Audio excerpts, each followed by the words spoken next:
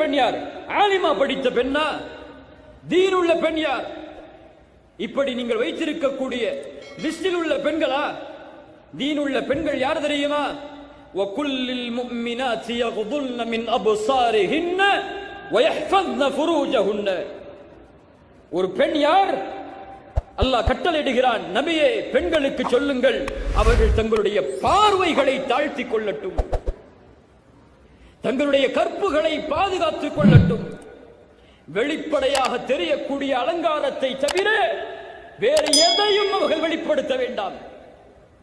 அலங்காரத்தை மறைக்கக்கூடிய, உடல் ஆடைகளை மறைக்கக்கூடிய ஹிஜாபை எடுத்துக்கொண்டால் ஹிஜாப், அன்னைக்கு ஹிஜாபே அழகு, ஹிஜாபே அழகு.